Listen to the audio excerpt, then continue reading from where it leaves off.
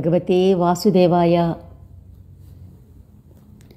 Mohanavani Telugu podcast శ్రోతలకు నమస్కారం. వచన భగవద్గీత గీతా మహాత్మ్యం. శ్రీకృష్ణ భగవానుడు చెప్తున్నాడు, అర్జున, ఈ శరీరాన్ని క్షేత్రమని, దీనిని గురించి తెలిసిన వాడిని క్షేత్రజ్ఞుడని, వీటి తత్వాన్ని ఎరిగిన వారు చెప్తూ ఉంటారు. భారత, అన్ని క్షేత్రముల యందలి క్షేత్రజ్ఞుడను అంటే జీవాత్మను కూడా నేనే అని తెలుసుకో. క్షేత్రజ్ఞుల గురించి అనగా వికార సహితమైన ప్రకృతి పురుషులను గురించిన తత్వజ్ఞానమే జ్ఞానమని నా అభిప్రాయం. ఆ క్షేత్రము ఏదో, ఎట్టిదో, ఏ వికారాలను కలిగి ఉంటుందో, దేని నుండి ఏర్పడిందో, అలాగే ఆ క్షేత్రజ్ఞుడు కూడా ఎవరో, ఎట్టి ప్రభావం కలవాడో, ఇదంతా కూడా సంక్షేపంగా చెప్తాను విను. ఈ క్షేత్రజ్ఞుల యొక్క తత్వాన్ని ఋషులు అనేక రకాలుగా వివరించారు. వివిధ వేద మంత్రాలు కూడా విభాగపూర్వకంగా చెప్పాయి. చక్కని నిశ్చిత జ్ఞానం కలిగించేలా బ్రహ్మసూత్ర పదాలు కూడా వివరించాయి. పంచమహాభూతాలు, అహంకారం, బుద్ధి, మూల ప్రకృతి, దశేంద్రియాలు, మనసు ఒకటి, శబ్ద స్పర్శ రూప రసగంధాలనే పంచ ఇంద్రియ విషయాలు, ఇచ్ఛ, ద్వేషం, సుఖం, దుఃఖం, స్థూలదేహం యొక్క పిండం, చేతన, ధృతి అనే వికారాలతో కూడిన ఈ క్షేత్రం గురించి సంక్షేపంగా చెప్పాను.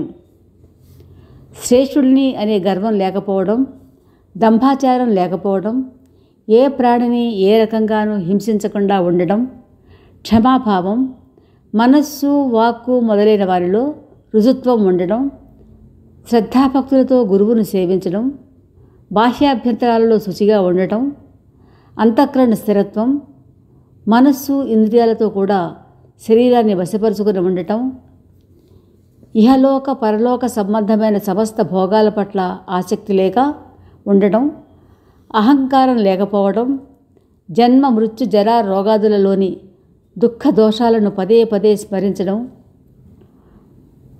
పుత్రధార, గృహ ధన ధాన్యాదుల పట్ల ఆసక్తి మమకారం లేకపోవటం, ఇష్టం అనిష్టం ఏది ప్రార్థించినా నిత్యము మనసు సమభావంతో ఉండటం, అనన్యయోగం ద్వారా పరమేశ్వరుడనైన నాయందు అచంచలమైన భక్తి కలిగి ఉండటం, ఏకాంతమైన పవిత్రమైన స్థలంలో నివసించే స్వభావం కలిగి ఉండటం, జనసమూహం పట్ల మక్కువ లేకపోవటం, ఆధ్యాత్మ జ్ఞానంలో నిత్యము నిలిచి ఉండటం, తత్వజ్ఞానానికి అర్థమైన పరమేశ్వరుని దర్శించడం, ఇదంతా జ్ఞానమని, దీనికంటే అతిరిక్తమైనదంతా అజ్ఞానమని చెప్పబడుతోంది. దేనిని తెలుసుకుంటే పరమానందమనే అమృతతత్వాన్ని పొందుతారో అటువంటి తెలియదగిన దానిని గురించి చెప్తాను. అనాది అయిన పరబ్రహ్మ సత్తు అని కానీ అసత్తు అని కానీ చెప్పబడుతుంది. అది అన్ని వైపులా కాళ్ళు చేతులు కలిగి, అన్ని వైపులా కన్నులు, శిరస్సు, ముఖము కలిగి, అంతటా చెవులు కలది అయి లోకంలో సర్వత్రా ఆవరించి ఉన్నది. అది సమస్త ఇంద్రియాల విషయాలను తెలిసినది అయినప్పటికీ వాస్తవానికి సమస్త ఇంద్రియాలను వర్జించినది. అసక్తము, నిర్గుణము అయినప్పటికీ తన యోగమాయ చేత అన్నింటినీ పెంచి పోషిస్తూ గుణాలను భోగిస్తూ ఉన్నది. సమస్త ప్రాణుల బహిరంతరాంతంలో పరిపూర్ణమై ఉంటుంది. చరాచర రూపమైనది కూడా అదే. అది సూక్ష్మమైనది కావటం వల్ల అవిజ్ఞేయమైనది. సమస్త ప్రాణుల బహిరంతరాలలో పరిపూర్ణమై ఉంటుంది. సమీపంలో ఉండేది కూడా అదే. విభజించడానికి వీలు కాని ఏకరూపమైన ఆకాశంలా పరిపూర్ణమైనది అయినప్పటికీ చరాచర సంపూర్ణ భూతాలలో విభక్తమై ఉన్నట్లుగా తోస్తుంది. అజ్ఞేయ రూపమైన పరమాత్మ విష్ణు రూపంలో ప్రాణులను పెంచి పోషిస్తూ ఉంది. రుద్రరూపంలో సంహరిస్తూ ఉంది. బ్రహ్మరూపంలో ప్రాణులను ప్రభవింపజేస్తూ ఉంటుంది. ఆ పరబ్రహ్మ జ్యోతిష్యులకు కూడా జ్యోతి, మాయకు అతీతమైనది అని చెప్తారు. అది జ్ఞాన రూపం, జ్ఞేయ రూపం, తత్వజ్ఞానం చేత పొందదగినది.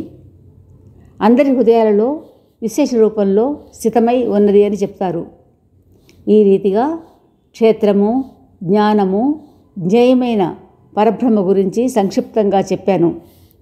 నా భక్తుడు దీని తత్వాన్ని గురించి తెలుసుకొని నా భావాన్ని పొందుతాడు. ప్రకృతి, పురుషుడు ఈ రెండింటినీ కూడా అనాది అని తెలుసుకో. రాగద్వేషాది వికారాలు, త్రిగుణాత్మకమైన సమస్త పదార్థాలు కూడా ప్రకృతి నుంచి పుట్టినవే అని గ్రహించు. ప్రకృతియే కార్యకరణాలకు ఉత్పత్తి హేతువుగా, జీవాత్మయే సుఖదుఖాలు భోగించడానికి హేతువుగా చెప్పబడుతోంది. ప్రకృతిలోనే ఉన్నట్టి పురుషుడు ప్రకృతి వలన పుట్టిన త్రిగుణాత్మక పదార్థాలను అనుభవిస్తున్నాడు. ఈ గుణాల యొక్క సాంగత్యమే ఆ జీవాత్మ ఉత్తమ నీచ యోనులందు జన్మించడానికి కారణం అవుతోంది. పురుషుడు దేహంలోనే ఉన్నప్పటికీ కూడా పరుడు. సాక్షిగా ఉండటం వల్ల ఉపద్రష్ట, సమ్మతించేవాడు కాబట్టి అనుమంత అని అన్నింటినీ భరిస్తూ ఉంటాడు. కాబట్టి భర్త అని జీవరూపంలో భోగిస్తూ ఉంటాడు. కనుక భోక్త అని, బ్రహ్మాదులకు కూడా స్వామి అయిన కారణంగా మహేశ్వరుడని, శుద్ధ సచిదానంద ఘనుడు కాబట్టి పరమాత్మ అని చెప్పబడుతూ ఉంటాడు. ఈ ప్రకారంగా పురుషుని గుణసహితమైన ప్రకృతిని తత్వరూపంతో తెలుసుకున్నవాడు అన్ని రకాలుగా కర్తవ్య కర్మలను చేస్తూ ఉన్నప్పటికీ కూడా తిరిగి జన్మించడు. ఆ పరమాత్మను కొంతమంది పరిశుద్ధమైన సూక్ష్మబుద్ధితో ధ్యానం ద్వారా హృదయంలో దర్శిస్తారు.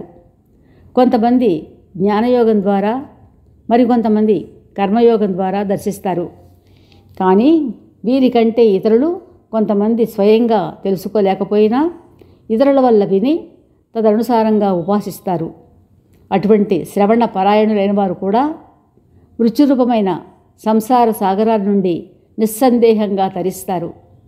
భరతశ్రేష్ఠ, ఈ లోకంలో పుడుతున్న స్థావర జంగమాలైన ప్రాణులు యావత్తు క్షేత్రజ్ఞుల యొక్క సంయోగం చేతనే పుడుతున్నాయని తెలుసుకో.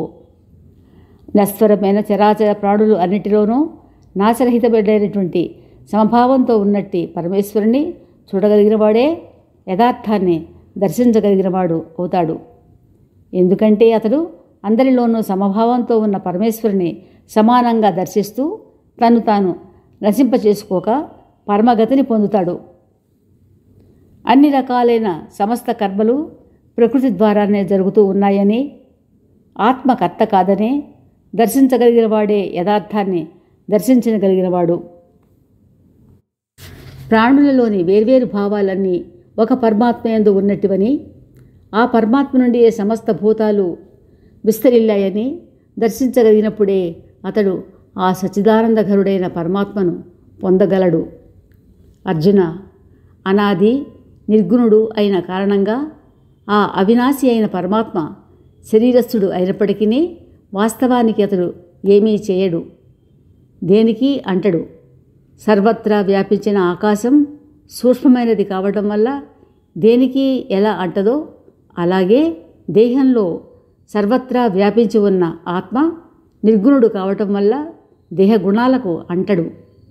అర్జున, ఒకే సూర్యుడు ఈ సంపూర్ణ బ్రహ్మాండాన్ని ప్రకాశింపచేస్తూ ఉన్నట్లుగా ఒకే ఆత్మ ఈ సంపూర్ణ క్షేత్రాన్ని ప్రకాశింపచేస్తుంది.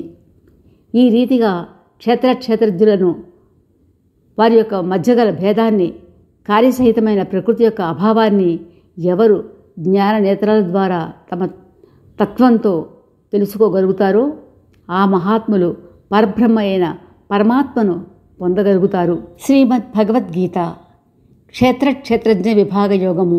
శ్రీకృష్ణ భగవానుడు చెప్తున్నాడు, అర్జున, ఈ శరీరాన్ని క్షేత్రమని, దీనిని గురించి తెలిసిన వాడిని క్షేత్రజ్ఞుడని, వీటి తత్వాన్ని ఎరిగిన వారు చెప్తూ ఉంటారు. భారత, అన్ని క్షేత్రముల యందలి క్షేత్రజ్ఞుడను అంటే జీవాత్మను కూడా నేనే అని తెలుసుకో. క్షేత్రజ్ఞుల గురించి అనగా వికార సహితమైన ప్రకృతి పురుషులను గురించిన తత్వజ్ఞానమే జ్ఞానమని నా అభిప్రాయం. ఆ క్షేత్రము ఏదో, ఎట్టిదో, ఏ ఏ వికారాలను కలిగి ఉంటుందో, దేని నుండి ఏర్పడిందో, అలాగే ఆ క్షేత్రజ్ఞుడు కూడా ఎవరో, ఎట్టి ప్రభావం కలవాడో, ఇదంతా కూడా సంక్షేపంగా చెప్తాను విను. ఈ క్షేత్రజ్ఞుల యొక్క తత్వాన్ని ఋషులు అనేక రకాలుగా వివరించారు.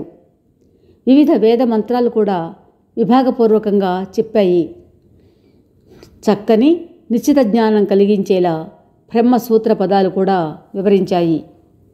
పంచమహాభూతాలు, అహంకారం, బుద్ధి, మూల ప్రకృతి, దశేంద్రియాలు, మనసు ఒకటి, శబ్ద స్పర్శ రూప రసగంధాలనే పంచ ఇంద్రియ విషయాలు, ఇచ్ఛ, ద్వేషం, సుఖం, దుఃఖం, స్థూలదేహం యొక్క పిండం, చేతన, ధృతి అనే వికారాలతో కూడిన ఈ క్షేత్రం గురించి సంక్షేపంగా చెప్పాను. శ్రేష్ఠుడిని అనే గర్వం లేకపోవడం, దంభాచారం లేకపోవడం, ఏ ప్రాణిని ఏ రకంగానూ హింసించకుండా ఉండడం, క్షమాభావం, మనస్సు, వాక్కు మొదలైన వారిలో రుజుత్వం ఉండడం, శ్రద్ధాభక్తులతో గురువును సేవించడం, బాహ్యాభ్యంతరాలలో శుచిగా ఉండటం, అంతఃకరణ స్థిరత్వం, మనస్సు ఇంద్రియాలతో కూడా శరీరాన్ని వశపరుచుకుని ఉండటం, ఇహలోక పరలోక సంబంధమైన సమస్త భోగాల పట్ల ఆసక్తి లేక ఉండడం, అహంకారం లేకపోవడం, జన్మ మృత్యు జరా రోగాదులలోని దుఃఖ దోషాలను పదే పదే స్మరించడం,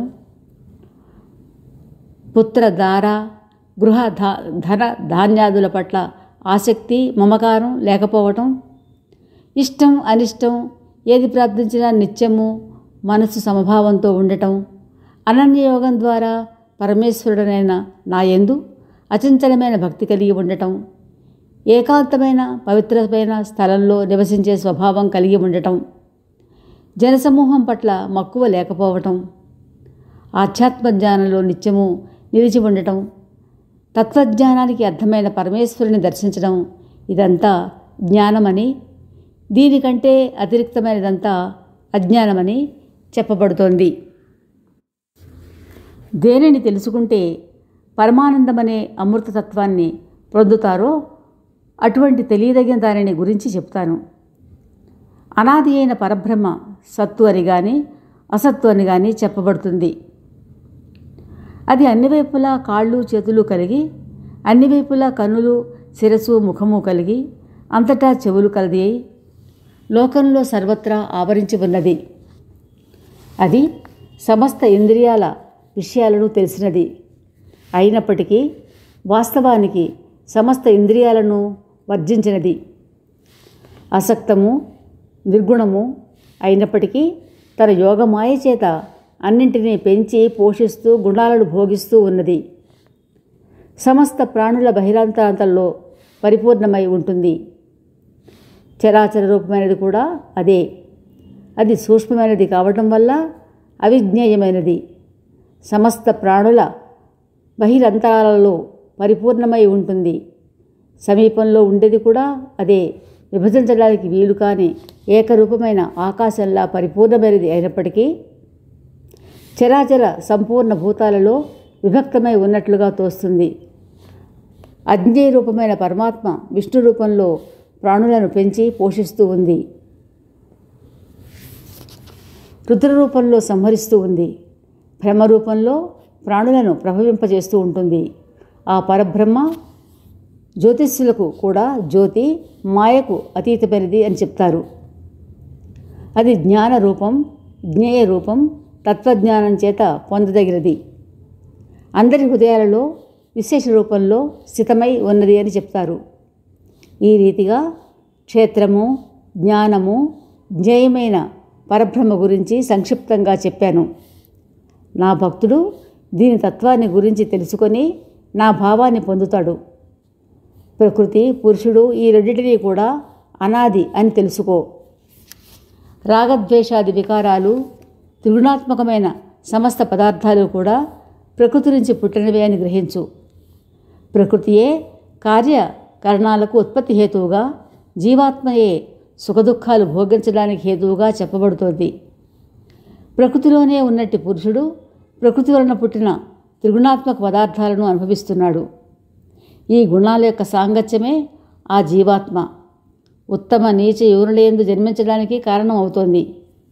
పురుషుడు దేహంలోనే ఉన్నప్పటికీ కూడా పరుడు.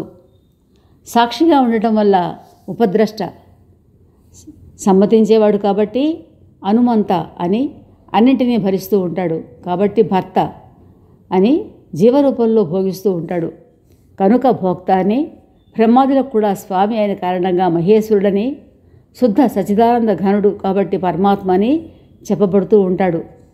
ఈ ప్రకారంగా పురుషుని గుణసహితమైన ప్రకృతిని తత్వరూపంతో తెలుసుకున్నవాడు అన్ని రకాలుగా కర్తవ్య కర్మలను చేస్తూ ఉన్నప్పటికీ కూడా తిరిగి జన్మించడు. ఆ పరమాత్మను కొంతమంది పరిశుద్ధమైన సూక్ష్మబుద్ధితో ధ్యానం ద్వారా హృదయంలో దర్శిస్తారు, కొంతమంది జ్ఞానయోగం ద్వారా, మరికొంతమంది కర్మయోగం ద్వారా దర్శిస్తారు. కానీ వీరికంటే ఇతరులు కొంతమంది స్వయంగా తెలుసుకోలేకపోయినా ఇతరుల వల్ల విని తదనుసారంగా ఉపాసిస్తారు. అటువంటి శ్రవణ పరాయణులైన వారు కూడా మృత్యురూపమైన సంసార సాగరాల నుండి నిస్సందేహంగా తరిస్తారు. భరతశ్రేష్ఠ, ఈ లోకంలో పుడుతున్న స్థావర జంగమాలైన ప్రాణులు యావత్తు క్షేత్రజ్ఞుల యొక్క సంయోగం చేతనే పుడుతున్నాయని తెలుసుకో. నశ్వరమైన చరాచర ప్రాణులు అన్నిటిలోనూ నాశరహితమైనటువంటి సమభావంతో ఉన్నట్టి పరమేశ్వరుని చూడగలిగినవాడే యథార్థాన్ని దర్శించగలిగినవాడు అవుతాడు. ఎందుకంటే అతడు అందరిలోనూ సమభావంతో ఉన్న పరమేశ్వరుని సమానంగా దర్శిస్తూ తను తాను నశింపచేసుకోక పరమగతిని పొందుతాడు. అన్ని రకాలైన సమస్త కర్మలు ప్రకృతి ద్వారానే జరుగుతూ ఉన్నాయని, ఆత్మకర్త కాదని దర్శించగలిగిన వాడే యథార్థాన్ని దర్శించగలిగినవాడు. ప్రాణులలోని వేర్వేరు భావాలన్నీ ఒక పరమాత్మయందు ఉన్నట్టువని, ఆ పరమాత్మ నుండి సమస్త భూతాలు విస్తరిల్లాయని దర్శించగలిగినప్పుడే అతడు ఆ సచ్చిదానందఘరుడైన పరమాత్మను పొందగలడు. అర్జున, అనాది నిర్గుణుడు అయిన కారణంగా ఆ అవినాశి అయిన పరమాత్మ శరీరస్థుడు అయినప్పటికీ వాస్తవానికి అతడు ఏమీ చేయడు, దేనికి అంటడు. సర్వత్రా వ్యాపించిన ఆకాశం సూక్ష్మమైనది కావటం వల్ల దేనికి ఎలా అంటదో అలాగే దేహంలో సర్వత్రా వ్యాపించి ఉన్న ఆత్మ నిర్గుణుడు కావటం వల్ల దేహగుణాలకు అంటడు. అర్జున, ఒకే సూర్యుడు ఈ సంపూర్ణ బ్రహ్మాండాన్ని ప్రకాశింపచేస్తూ ఉన్నట్లుగా ఒకే ఆత్మ ఈ సంపూర్ణ క్షేత్రాన్ని ప్రకాశింపచేస్తుంది. ఈ రీతిగా క్షేత్రజ్ఞులను వారి యొక్క మధ్యగల భేదాన్ని, కార్యసహితమైన ప్రకృతి యొక్క అభావాన్ని ఎవరు జ్ఞాన నేత్రాల ద్వారా తమ తత్వంతో తెలుసుకోగలుగుతారో ఆ మహాత్ములు పరబ్రహ్మ అయిన పరమాత్మను పొందగలుగుతారు. గీతా మహాత్మ్యం కథ 13వ అధ్యాయం. క్షేత్రజ్ఞ విభాగ యోగం. పార్వతి, ఇప్పుడు నీకు భగవద్గీత 13వ అధ్యాయం యొక్క మహాత్మ్యం వినిపిస్తాను, విను. దీనివల్ల నీకెంతో ప్రసన్నత కలుగుతుంది అని చెప్తున్నాడు మహేశ్వరుడు. దక్షిణ దేశంలో తుంగభద్రా నదీ తీరంలో హరిహరపురం అనే ఒక రమణీయమైన నగరం ఉంది. అక్కడ శంకరుడే హరిహర రూపంలో విరాజమానుడై ఉన్నాడు. ఆయనను దర్శించినంతనే సర్వశుభములు కలుగుతాయి. హరిదీక్షితుడు అనే ఒక బ్రాహ్మణ మహావిద్వాంసుడు అక్కడ నివసిస్తూ ఉన్నాడు. ఆయన భార్యను అందరూ దురాచార అని పిలిచేవారు. పేరుకు తగినట్లుగానే ఆమె ప్రవర్తన కూడా ఉండేది. భర్తతో ఎప్పుడూ సరిగా కాపురం చేయలేదు. ఆమె కామోన్మత్త. నిరంతరం వ్యభిచారులతోటి తిరుగుతూ ఒక నిర్జనమైన దుర్గమమైన అడవిని ఆమె తన సంకేత స్థానంగా చేసుకుంది. ఒకరోజు రాత్రి ఒక కాముకుడు కూడా రాకపోవడంతో ఆమె తిరిగి ఇంటికి వచ్చింది. అంతలోనే మళ్ళీ సంకేత స్థానానికి వనంలోకి వెళ్ళింది. ఆమె మనసంతా కామపరవశమై ఉంది. ఆమె ఒక్కొక్క పొదరిల్లు చెట్టు దగ్గరికి వెతికింది. కానీ ఒక్కడూ కూడా లేడు. ఆమెకు పిచ్చెక్కినంత పని అయింది. పెద్ద పెద్ద కేకలు పెడుతూ అరుస్తూ ఆ అడవిలో అటు ఇటు తిరగసాగింది. ఆమె చేస్తున్న పెద్ద గోలకు నిద్రపోతున్న ఒక పులి మాత్రం లేచి పరిగెత్తుకుని వచ్చింది. ఆ చప్పుడు విని తన ప్రియుడు ఎవరో వస్తున్నాడని ఆమె ఆశించింది. అంతవరకు చెట్టుచాటున ఉన్న ఆమె కనిపించడానికి బయటకు వచ్చింది. వెంటనే పులి ఆమె మీదకు ఉరికి ఆమెను నేల మీద పడవేసి చంపడానికి సిద్ధంగా ఉంది. ఇంతటి అవస్థలో కూడా ఆమె పెద్దగా అరుస్తూ, ఏయ్ పెద్ద పులి, నీవు నన్నెందుకు చంపాలి అనుకుంటున్నావు? ముందు సంగతి చెప్పు, తరువాత చంపవచ్చులే అంది. ఆ మాటలు విని ప్రచండ పరాక్రమం చూపించే శార్దూలం ఒక్క క్షణం తన ఆహార విషయం అటుంచి మందహాసం చేస్తూ మానవ భాషలో ఇలా అంది. దక్షిణ దేశంలో మలాపహ అనే ఒక నది ఉంది. ఆ నదీ తీరంలో ముని పర్ణం అనే నగరం ఉంది. అక్కడ భగవానుడు పంచలింగ శంకరుడు విరాజమానుడే ఉన్నాడు. ఆ నగరంలో నేనొక బ్రాహ్మణ బాలకుడను. ఆ నది ఒడ్డున ఒక్కడే కూర్చొని ఉండేవాడిని.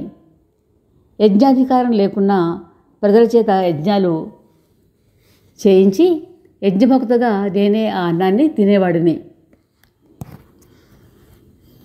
ఇంతేకాదు, ధనలోభం ఎంతవరకు పెరిగిందంటే బిచ్చగాళ్లను కొట్టి వాళ్ళ వద్ద ఉన్నటువంటి సొమ్ము కూడా అపహరించేవాడిని. ఇతరులకు ఇవ్వవలసిన ధనాన్ని ఇచ్చేవాడిని కాదు. రుణాలు తీసుకునే విషయంలో కూడా అందరినీ మోసం చేసేవాడిని. అలా కాలక్రమాన వయసు మళ్ళీ ముసలివాడని అయ్యాను. వెంట్రుకలు నెరసి కంటి చూపు తగ్గి దంతాలు ఊడి ఉన్నప్పటికీ కూడా నాకు దానాలు తీసుకునే అలవాటు మాత్రం పోలేదు. ఏదైనా పర్వదినం వస్తే చాలు నేను దర్భలు పుచ్చుకొని నది ఒడ్డున కూర్చునేవాడిని. శరీర అవయవాలు ఇంకా శిథిలమైపోగా నా వంటి బ్రాహ్మణుల ఇంటికి పోయి తిని వచ్చేవాడను. అలాంటి పరిస్థితుల్లో నన్ను ఒక కుక్క కరిచింది.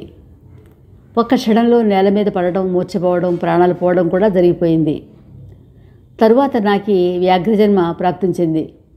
అప్పటి నుంచి ఈ అడవిని ఆశ్రయించి నా పూర్వపాపాలను నెమరు వేసుకుంటూ ధర్మాత్ములు, మహానుభావులు, యతులు, యోగి పుంగవులు, గోవులు, పతివ్రతలు వీరి జోలికి పోక కేవలం పాపాత్ములు, దుర్మార్గులు, కులటలు మొదలైన వారిని చంపి భక్షిస్తున్నాను. నీవు కులటవు, అందుచేత నిన్ను తప్పక చంపి తినవలసినదే అంటూ మారుమాటకు అవకాశం ఇవ్వకుండా తన కరుకైనటువంటి గోళ్లతో పీకి ఆమె శరీరాన్ని ముక్కలు ముక్కలు చేసి భక్షించింది. తరువాత యమదూతలు ఆమె ఆత్మను యమపురికి తీసుకుని పోయారు. అక్కడ యముని ఆజ్ఞ ప్రకారం రక్త మల మూత్రాదులతో నిండినటువంటి భయంకరమైన అసహ్యమైన పెద్ద పెద్ద గోతులలోనికి ఆమెను విసిరివేశారు. కోట్ల కల్పాల కాలం అక్కడ ఆమె బాధలను అనుభవించింది. మరలా భూలోకంలో ఒక చండాల కులంలో అవతరించింది. అప్పుడు కూడా ఆమె పూర్వ విధానంలోనే ప్రవర్తించింది. ఆమెకు కుష్టు, క్షయ వంటి వ్యాధులు సంక్రమించాయి. కంటి చూపు తగ్గింది.